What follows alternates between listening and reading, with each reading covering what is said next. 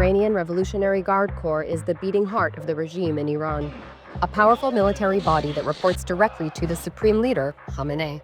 We exclusively managed to obtain, through a source who knows very well what is happening inside the Revolutionary Guards, highly sensitive and very surprising information that reveals cracks in this formidable body.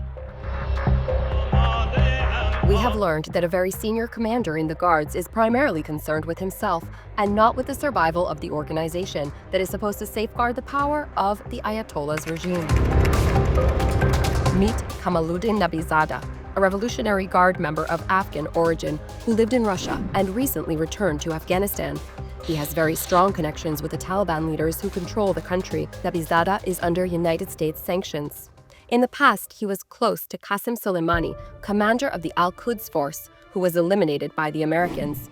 Today, he maintains close ties with Ismail Qaani, the current commander of al-Quds, who succeeded Soleimani. Qaani and Nabizada have become very close partners, not just in business. According to the information in our possession, Qaani began selling to Russia, through Nabizada, equipment and goods belonging to the Revolutionary Guards, such as oil, weapons, and agricultural equipment, all with the aim of circumventing U.S. sanctions. This is footage from a port on the Caspian Sea. Here, the Revolutionary Guards' oil is stored in Russia. So, how does his method work? On the surface, it's a shipment of corn from Russia to Iran. In practice, it's a well-known trick. The document does not specify who the real recipient is. The goods pass through shell companies in Russia and reach an Iranian entity that is ostensibly not military. And there is also reverse movement from Iran to Russia. This way, financial movements can be concealed and the Revolutionary Guards' money can be transferred outside Iran. So far, everything sounds technical. But in Iran, when money is involved, things start to get complicated. We have learned that the volume of recent transactions between the Revolutionary Guards and Russia stands at approximately $4 billion. And it turns out that not all of this money reaches the Revolutionary Guards.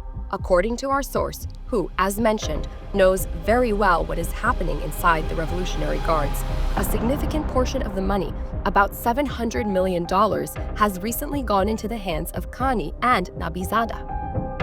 What do these two, who are under heavy sanctions, do with these large sums of money? Here is where a third figure enters for the money transfer mechanism. Meet Nabizada's wife, Zakia. We have learned that she is only able to read and write in her mother tongue, no other language. Almost all the assets are registered in her name, real estate, accounts, and investments. On paper, everything belongs to her. Here is a contract for the purchase of a hotel in Uzbekistan, signed in Zakia's name, Nabizada's wife, and it doesn't end there. In this luxurious complex in Moscow, 2 apartments are registered in her name, and this is their villa in Turkey. These are just a small part of the family's assets.